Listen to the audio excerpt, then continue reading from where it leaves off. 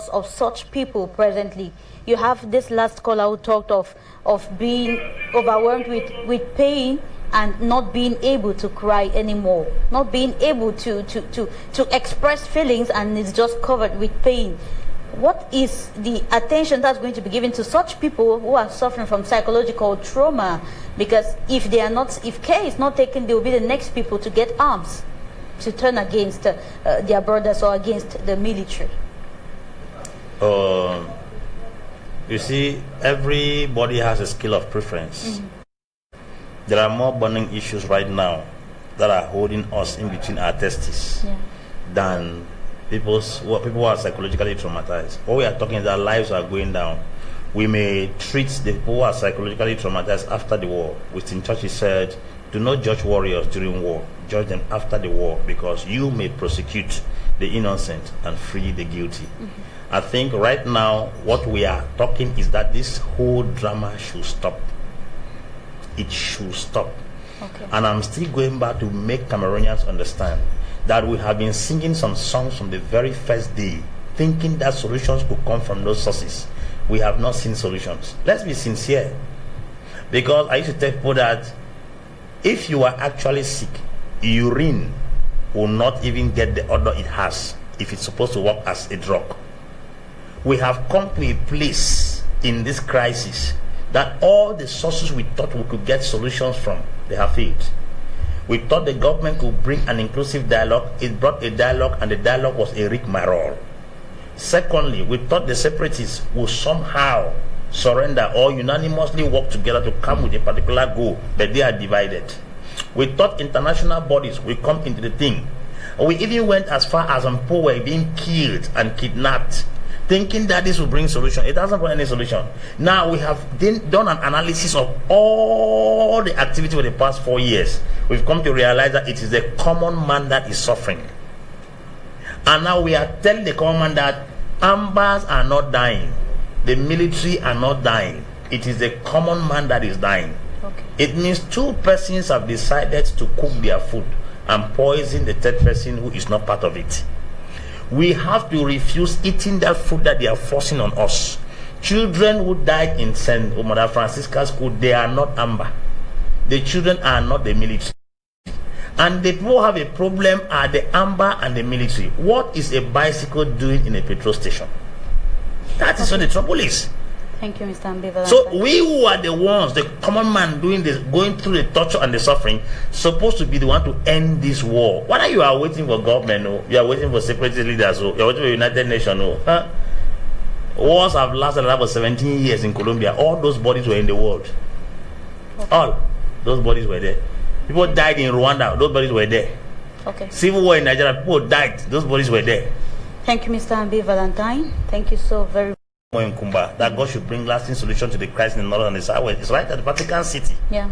Now it's to tell you that the awareness about the crisis is all over the world. Why is it that the so-called bodies in question have not intervened? Which means they know what they are looking for. As long as their interest is not in the crisis, there will be no problem. I give you an anecdote. A simple example is the case of Nigeria. Nigeria rose up within 24 hours. The Gambian president of ICC, the lady, rose up and spoke. Yeah. Musa Faki spoke. Hillary Clinton spoke. But since the Anglophone crisis in Cameroon, all those bodies have not spoken. I'm asking if Cameroon is a combination of apes and baboons, that their own case is not put before the medias of the world. Why is it like that? That's the first thing. Secondly, we are talking about the government looking into the root cause of the crisis. The government has refused to look into it. They organized a grand national dialogue, and all they were doing were rigmarole with information. They never allowed the people who came there to present their view. Now, we have realized that government will not solve the crisis. 3, the Amazonia leaders who are at the diaspora, they have decided to hold on to the fort. They have refused to let go. So the sources we are limping or leaning on to give us solutions, they have all failed. Government, AMBA leaders, as well as the international organization. So what happens? We are like the people who are in between the devil and the deep blue sea. You have to look for your way out.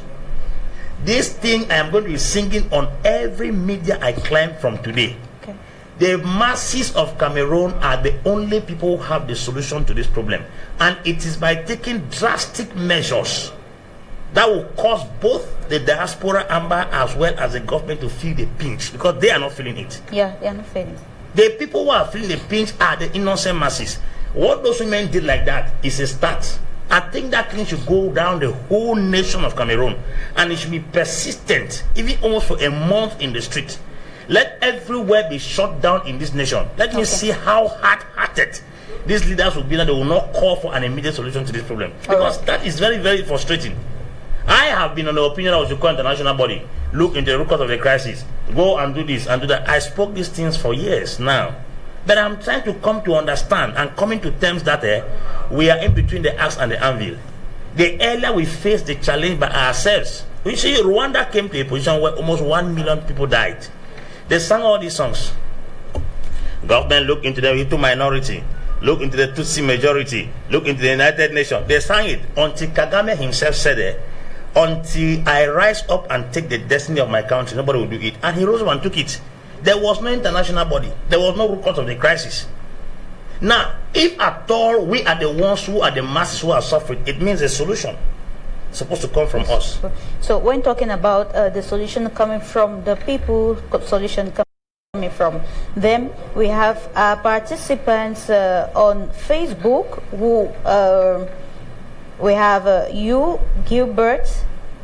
Gilbert is talking about the unwillingness to address the root causes of the war being the main problem in the Anglophone crisis, talking about the former British Southern Cameroons and La République having existed before then, calling for a dialogue and an end to the Anglophone crisis. Another person, Royal Born, says there is no way the common man can rise when they are all in the bushes, and some are even forced into exile. Then we have Kamer Patri. Kamer Patri talks of division among the Anglophones themselves. So it's written in pidgin, so I can't read it out clearly. So somebody he's talking of a division within the people already. I've addressed that issue. I've addressed the issue. Yeah. I gave an analysis somewhere, it's all over the social media circulating, with respect to the Biafran war. The Anglophones who wanted to fight against the government, they are not of the military. They are not equipped. The Biafran who break out of the Nigerian government had an equipped military. It will surprise you that during the Biafran war, they were processing fuel, producing gas and petrol, using for their vehicles. Yeah. They began importing aircraft. They began creating armored cars in Nigeria from the Igbo land to fight against the government. Ojukwu was a general. Ekon was a general. They took away all the arms. The only thing they lacked was Air Force and Marine Forces. But when it came to land forces, they had equipment. With all those equipment put on ground, they were still defeated. Are you understanding me? Yeah, sure. Now, look, talk to the people who rose up without any equipment. None of them were from the military. They didn't broke out with any military equipment to face. They are facing a whole government. How? First of all, they are not united. What I'm saying, somebody said that the masses are in the bush. The masses, we are not Anglophone masses. We're talking about Cameroonian masses. At large, yeah. Because the military have died in that place. They are not only Anglophones. The war is affecting the entire territory. Let us not be pretending. All those who are in the French-speaking region who have lost their children in the war there, they are not feeling the pinch. If the death of their families that have died at the war front is not pinching them, then they don't know what they are looking for. That's the simple truth. So much about mass is not just the Anglophones. The entire nation is supposed to rise up and tell the government that you must put an end to this nonsense. That is where the solution will come from. Because I'm telling you, if I give you analysis here, you'll be surprised. I'm telling you. Okay, let me just give you a few here. Mr. V, let's hear you. Let's go to Sudan. Yeah. When Sudan had the economic crisis, can you tell me the international body that came help to solve the crisis? No international body. When Rwanda had civil war, can you tell me the international body that came to solve the crisis? No. No international body. When there was a crisis in Nigeria, the civil war, was there an international crisis? The body that came to solve the crisis? In statistics carried out, it's obviously clear that the Africans have been the ones solving their problems. Why can't we take reference to other things that happen in Africa and solve our problems? We are waiting for some post somewhere. No, the government is not willing to approach the root cause, because why? They know at the position of the root cause of the crisis, they will be defeated. So if I thought they are going for the root cause, it means they have accepted defeat, which means they are going to judge or scheme their way through to not to go there. Now, will Paul continue to die because I've not addressed the root cause? No. But okay, but now at this point in time, many people are calling for dialogue, an inclusive dialogue. Okay, before I come to you, Mr. Ambe, let's get the caller. Oh, we lost him. All right. So the many people are calling for an inclusive dialogue, saying the major national dialogue last time was a total chaos, was a mess, and some say it wasn't a dialogue at all. They're calling for an inclusive dialogue. That's because it has been noted that every problem, every crisis, every war can only be solved at the round table. What's your opinion? Good. It is what they initially called dialogue, and they brought the dialogue. And the government claims they've already taken into dialogue, and they are not going back. They came out with a resolution to give the Southern Cameroons a special status, and that's what they are hanging on. So if you are calling another dialogue again, you are trying to give the government an assignment they don't want to take. Listen, I'm beginning to get very real. I'm tired of all this, because some of us are giving cosmetic proposals also. Yeah. There are things we have tried, they have not worked. Start looking for your way out. All these international, we started singing by saying that they should call for national dialogue. They've called for the dialogue. Where did the dialogue end? They're now insisting on an inclusive dialogue in a neutral land. In a neutral land. Listen. Is it not a probability that it could succeed? They will never do it. Government will not do it. This government that I know in this country will never do it. They stand on the ground. They've already heard the dialogue. They are not willing to organize any other dialogue, and they are standing on the fact that the dialogue, they came with a conclusion, and they are already going ahead enacting the conclusion by creating regional councils. That's what the dialogue. Yeah. And they are talking about creating House of Chiefs. That's the special system they are enacting. Yeah. So what dialogue are you expecting them to hold again? They will not hold it. The problem is as simple as ABC. When we keep proposing things and they are not accepted, we should start looking for other means to escape. Okay. Because this idea of saying that, do you know how many years I've been speaking about the root cause? Do you know how many years I've called UN? They have called AU? They have called Commonwealth?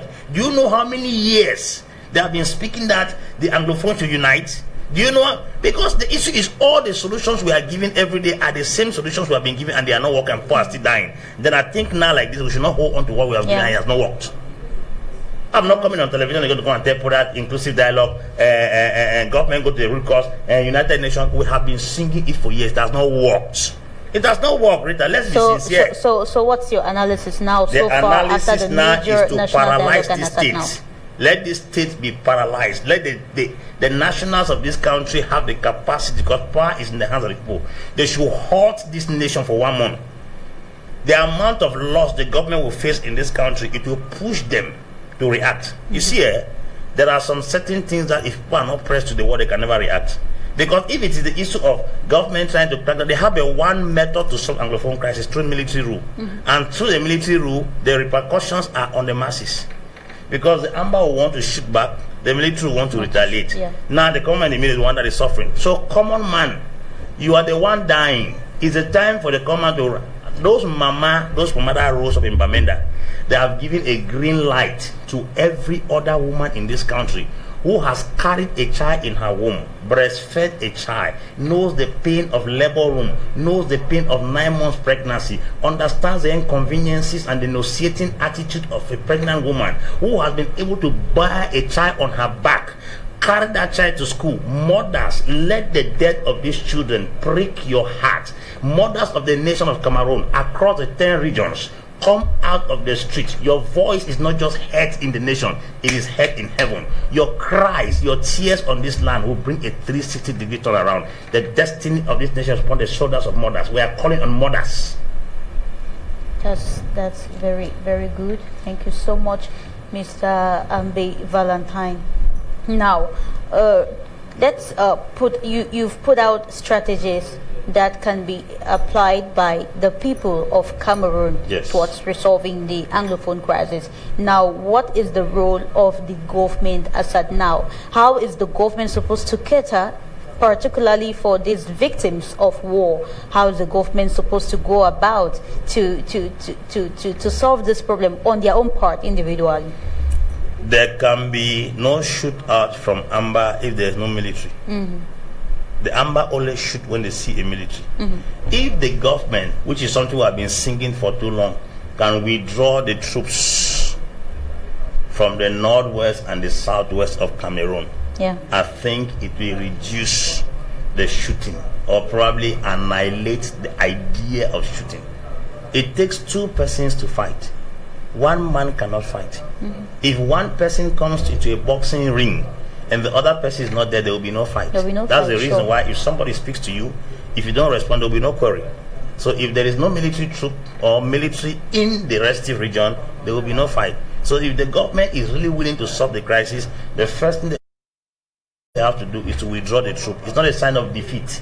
But without cutting you short, it's clear that we do not know exactly those perpetrating some of these actions. Like the caller said, we had the Ngarbo massacre, which the government blamed on the separatist fighters, and at the end of the day it was discovered that it's not the separatist fighters that were guilty of the acts. But there are some actions that have been perpetrated by the separatist fighters upon civilians and not upon military people. So when you talk about the absence of the military in these regions, the military is a recognized body meant to protect the people. If it is supposed to be absent in that part of the country when the separatist fighters already are attacking the civilians, who are the civilians going to run to?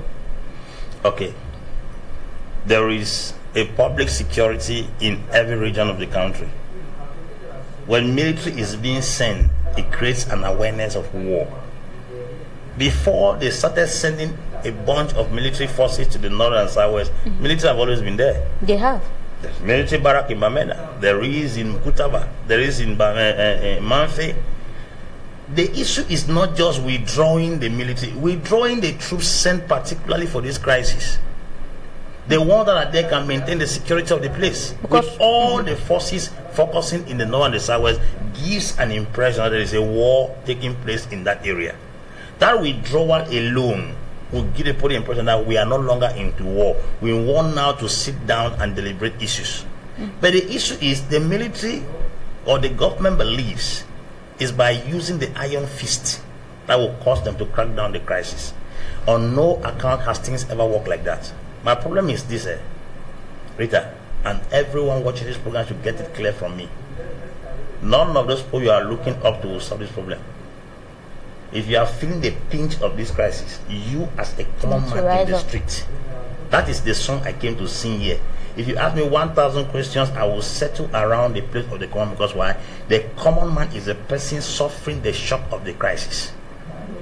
You just have people in the northwest, you go and kill, they kill children. How did children come into the game? Do they hold guns? Have you seen them preaching secession? Have you seen them preaching federalism?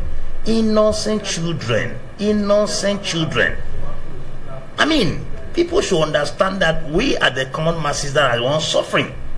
So if something has to change, it's the common masses. So I'm still singing here. It's the people of this country that will put an end to this crisis. Okay. Because government, what you are trying to tell him today, he will not do. He will not succumb. The amber guys, they will not succumb. Okay. So we are suffering, the common man. And what can the common man? The common man has a capacity to stop the government and stop the amber. They have it. So now you are at the level of enumerating the various strategies that the government can employ. Yes. Withdrawal of troops. Withdrawal of the troops. They should withdraw the troops from that place. Number two, they are talking about creating a neutral ground for them to talk with the people in question. That is a good idea, because we've seen it work in Sudan. Yeah. The Sudanese president, South Sudan president, went to Congo Democratic and called the rebel leader. That was when they deliberated, and then they came to a consensus. Sure. So if I thought they can create a neutral ground and then call the secessionists to sit down while they strike a deal, because on all locations in different places of the world, it has always been on an agreement, on a table of dialogue. Let them go to a neutral ground, because nobody trusts the other. Inviting a secessionist into this country, they will never come, because they believe that if they come here, they can be arrested and locked, considering the fact that the rest of the leaders were also arrested and locked up. Until they have not been released. So I think if I thought they can create dialogue on a neutral ground, it's better. The third thing, you see, there is a group of people in the English-speaking region who are facing this thing. But I think it has now become an issue of every English speaker in the country, beginning from parliamentarians to senators to civil servants. I think there should be an Anglophone union, irrespective of your political party, because we are almost being annihilated as far as this territory Cameroon is concerned. Okay. There should be a joint force with certain proposals presented to the government. If the government does not comply, because the issue is there is a divide and rule within the Anglophone cycle. If at all they all spoke with one voice, they would have gotten a solution. Unity is power. That is what the trouble is. So part of the Anglophones are siding with the government, part are against the government. But if there is a unanimous Anglophone voice addressing particular issues and submitting to the government, I think the government will understand that they are not dealing with every Anglophone, because they are considering the poor are trying to secede as a bunch of rascals who are not willing to join and build the state Cameroon. Secondly, most of the Anglophone senators and parliamentarians who are in the parliament, they are not the ones raising the concern. Yeah. So they are considered, probably, if the lawmakers of the English-speaking region have not raised this alignment, it's not a subject matter. Because if the senators of the English-speaking region and the parliamentarians had written to somebody like the UN or AU and said, we are representing our people in this citizen constituency, in this parliament and in this senate, what is being done to them is not good. Those people are immune. They have legal rights. They have an emblem on them. They are not looking for secession, they are looking for a solution to the problem. They can call the attention of the international community. But the people who are pressing forth for secession, they don't have any legal immunity as far as the country is concerned. So they are not considered. Okay, let's get the caller online quickly. Hello? We have a caller calling us from Bamenda. Let's hear you. Good afternoon. You were in the country over the weekend. How did you receive the massacre, the news of the massacre in Kumba, first of all? It was shocking. Every parent, every individual, as long as blood flows into your veins, you will definitely feel such information with great shock. We got the shock of the children being murdered in class. And I'm sure the only crime they committed was that they accepted going to school. The question and the million question we're still asking is, when did going to school become a crime? That children will be massacred for going to school. When did education become a curse? When did attending classes become an atrocity, that children would die for doing the right thing? People die for doing the wrong thing, but if people are being killed for doing the right thing, then we are no longer living our senses anymore. And I think this one's supposed to be looked into properly, both by the population as well as the state.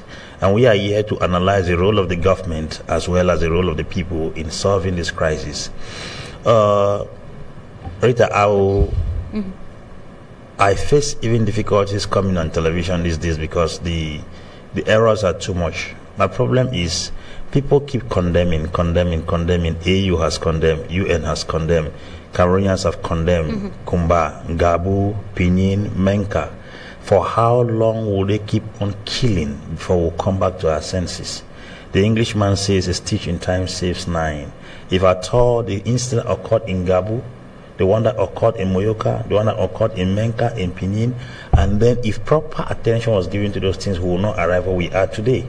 Now Kumba has happened. There has been a flare of information. The atmosphere, people are complaining, crying. Very soon it will fizzle into the air like fumes. And one will have to ask yourself, how many more incidents like this are supposed to occur for something to be done?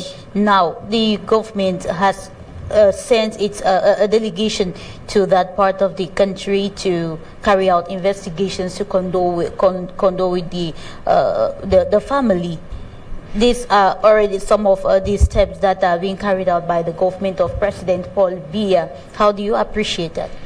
Well, it's often said that let us appreciate what is on ground before we look for criticisms to at least analyze or ascertain. This is not the very first time the government is sending delegations to places where people have been heavily butchered or murdered. It occurred in Gabon. A delegation was sent there. The Prime Minister went to Bamenda. The former Prime Minister went to Bamenda when this incident started going on rampage. The Minister of Territorial Administration was in Kumbasom, I think today or yesterday, to condole with the family and to address the security situation there. Are they telling us that with all the atrocities that have happened in this country for the past 4 years, they have not seen enough bloodshed for them to halt or stop this war? Because it has to be a collective responsibility between the state and the people to stop the war. It's obvious that if we go and give message of condolence and we're going to say we condemn, somebody asked me that they have not heard me said anything. I told them that condemning on social media does not mean that you feel the impact more than those who have not condemned. If when incidents occur, people start making conclusions, and let us go back and trace where this trouble is coming from. Dealing with the source of the problem is what is more important, rather than coming on air every day and say we condemn. If everyone dies, who will condemn? Sure. And at the same time, many analysts are condemning, first of all, the government's decision of sending the military into that part of the country, saying it was the wrong step taken at that time, and up till now, it's now still bearing fruits that are condemnable. Is it true? Yes, the issue is not failing. The problem is not falling. The problem is remaining when you fail. Yeah. Because as a matter of fact, people make mistakes. You are supposed to retrace your steps from the atrocities committed in the previous murders. I'm very, very convinced that by this time, the government was supposed to have known that the step they are trying to use, which is a military approach, is not solving the problem. Because at the end of the day, it's the masses that are suffering. The children who died, they were neither armed or military. The children who died, they were neither criminals. They were innocent people. It means two elephants are fighting. The grass are experiencing the shock. Sure. And if we go to the 3,000 persons plus who have died, you will not be able to see military in it or those amber guys. The population that has died more is the innocent masses. Now, why would people's life be used as a bait for people's political interest? That is the challenge we have here. Now, what do we do to stop this nonsense? Because I call it nonsense. It's a nonsense that is claiming lives and is going nowhere. And if at all the population does not stand up and take up their responsibility, I'm very, very convinced that if they leave this issue within the hand of the government as well as the amber separatists, there will never be any solution. The responsibility is that there's supposed to be a cry of women in this nation. But women have been crying. Women went out during the Ngabo incident. Women went out at every instance where there have been mass killings, and manifestations have been going on since Monday. Manifestations have been going on. Women and even groups of people, artists, have been gathering around and also planning various ways of carrying out manifestations. But are these manifestations working? That is exactly what I'm trying to make you understand. The people have not cried enough. If somebody cries and is not heard, the person has not cried enough. If I thought they were crying, probably they would have heard them. They have not cried enough, because the truth is, look at it. We're talking about women going on streets. It's a few women in Bamenda that woke up a few days ago. Douala, I think a handful of persons moved into the street. If I thought the 10 regions of this country, at least 200,000 women get out from every of these 10 regions and refuse to go back home, stay in the street, refuse to bathe, refuse to eat, refuse to do everything, and halt traffic everywhere, I think it will call their attention. But make us understand something. Why do you particularize on women going out? I know why. Yeah, that's what because they are the vulnerable in the society. And frankly speaking, the women can easily attract the international community more than the men, because there is a special consideration for women when it comes to them in the society. They are people whose voices, even from the word of God, are considered by God. Yeah. When a woman begins to cry, it's very dangerous. It's very dangerous for you as a man. That's why the Bible says anybody who does not take care of his house, a man that does not a woman, a man that does not take care. So when a man begins to cry, everything frustrates in your life. Now, when women get up in the streets and cry, there is a compassion that wells up in the heart of men. No matter how hard-hearted you may be, you start beginning to feel the impact. Look at what happened yesterday. I was shedding tears when I saw those women walk in the street, began singing, now we're picking them, oh, now we're picking them. Oh. You will definitely, no matter how hard-hearted you are, you'll be moved. But now my problem is just a handful. A handful in a particular region. Why not all the 10 regions of the country? Yeah, at the same time now, who do we blame for that? Is it not poor organization, or is it that the women are not united? The women, definitely not that they are not united. There is a women of women. There's a minister of women empowerment in this country. And if at all a move of that sort has to go into action, she has to be the one to ignite the fire. She has delegates in all the 10 regions of the country. she has directors in all the regions of the country. If she instructs those directors to stir up the fire, because those women who are delegates in those regions understand all the women associations that are there. If they ignite a fire and say, we have to put an end to this nonsense, we're going to take peace plan, we're not going to fight. We're not trying to oust the president, we're not trying to pull down the government. We are trying to point finger to a particular dilemma that is tormenting the nation. The Minister of Women Empowerment can take up the responsibility and ignite fire within the 10 regions of this country. All her delegates can get to work from the regional level to the divisional level and the subdivisional level. They ignite a fire and women come out in the street in their numbers. Even if the president is as hard-hearted as a demon, he will respond to the cry of those women. That's the beginning. Okay. When women take up that responsibility, you can now see that other groups of people can kick off. Because in Nigeria, only thing that we are seeing that it was the youths that woke up. It wasn't the youths alone that woke up. The youths ignited the fire, and then almost every group joined the movement. Yeah. Now, when they started going into action, you realize that the president was forced to call. When things happen in the country and everybody is quiet, it looks like it means nothing. Nothing. When people don't raise alarm or call the attention of the state over certain issues or the international community, people can be annihilated and nothing even happens. I think that there should be a serious awareness, because from every ramification, we've analyzed and seen that both the government and the Amber Boys are not willing on any occasion to come to any consensus. So the thing that is now left on the masses. Now, who are the ones suffering? They're the masses. The masses have to take up the responsibility, because why? If you go and check keenly, Rita, in 10 people who die, you will see probably 1 military die or 1 Amber guy die. The 8 remaining people who die are the masses. So who are the ones feeling the pinch? Anybody who is not feeling the pinch will never be bothered about it. As long as the government is concerned, since the thing is not touching him, the war can continue for as long as it can. The Amber Boys who live in the bush, they come once in a while, operate, and they go back. The war can continue. Who is suffering? Is the common man that is suffering. So I think the common man should take it upon himself now to know that the shock is falling on me, and the person that has to end the crisis is the common man. If the common man does not rise up and take up the responsibility, depending on both the government and the military and the Amber guys, there will never be any solution. So how do you advise the common man to go about it? Good. The common man is more populated than the Amber and the military. Yeah. The common man is the one that makes the economy run.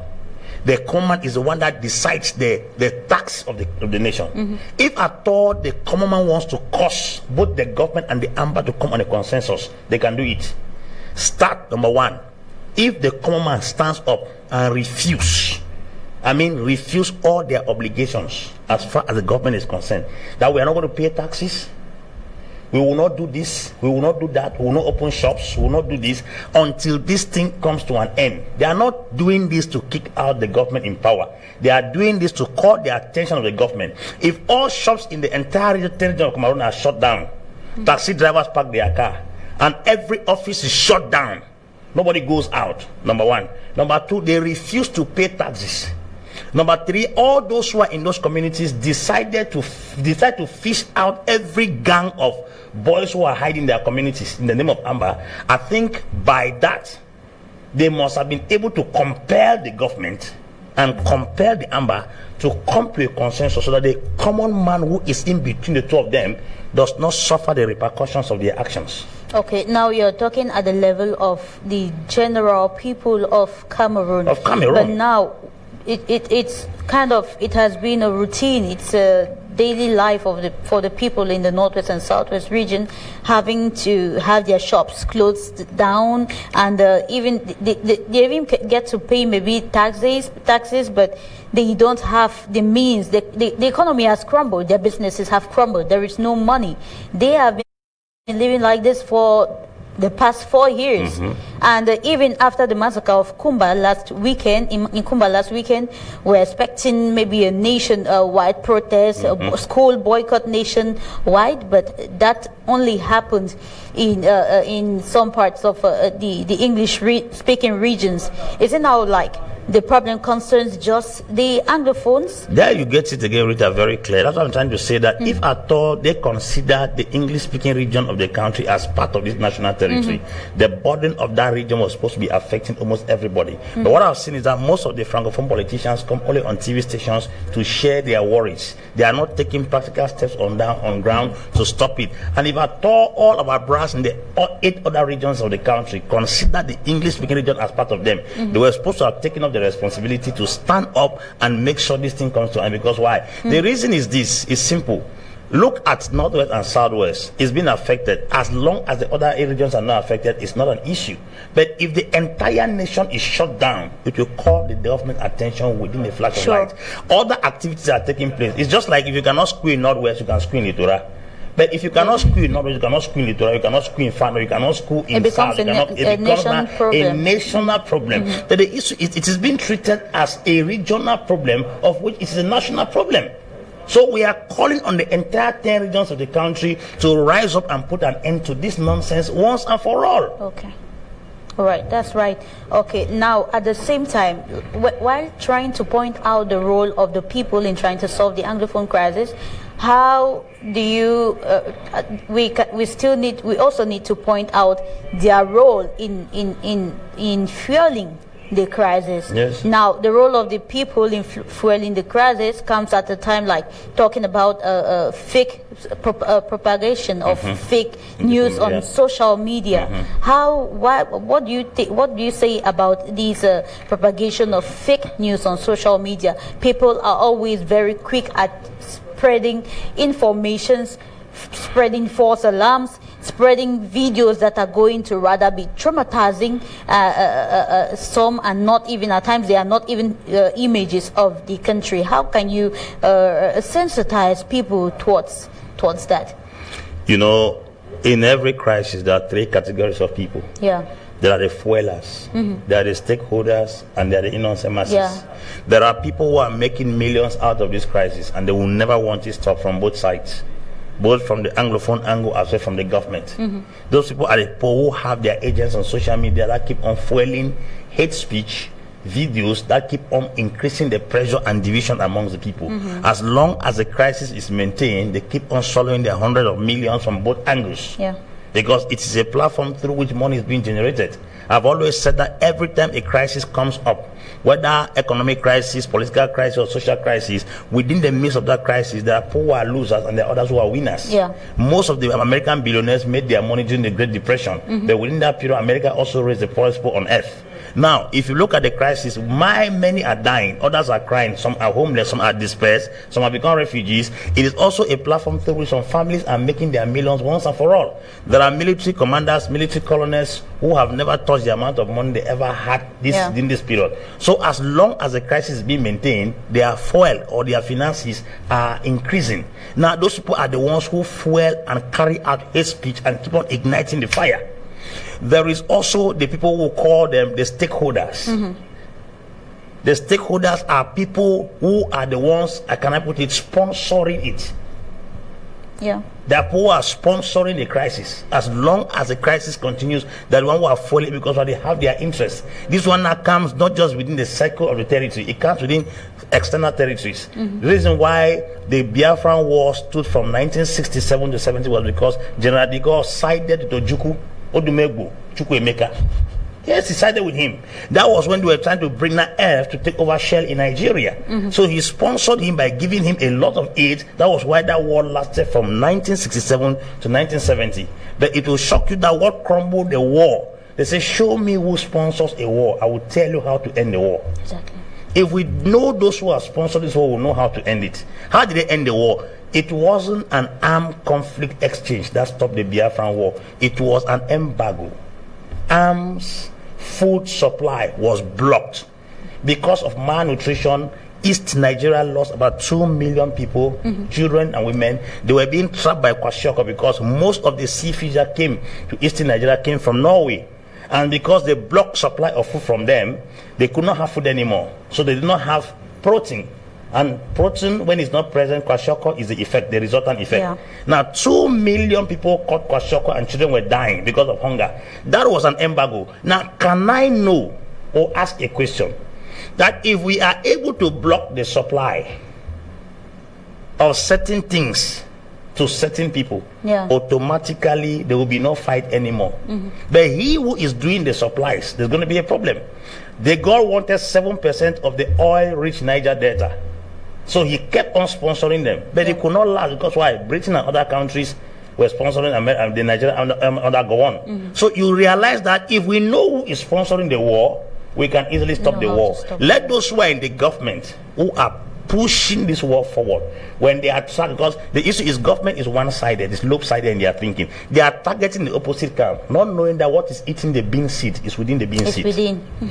Now, if they track all the opposition camps from the amber angle, they will not still stop the war. You know why? Because a greater portion of those who are sponsoring this war are within the system. Yeah. So they should be able to know who is sponsoring this war, stop the sponsors, and the war will stop. Immediately, the supply, the embargo was given for food supply, arms supply, and every other thing in the eastern Nigeria. That was when now Philip Effiong, who was the general of the Efik people, that is South, and then Ojukwu Odumegwu, they now went and submitted themselves and surrendered. There are many ways to fight a war. Okay. It shouldn't be only bad.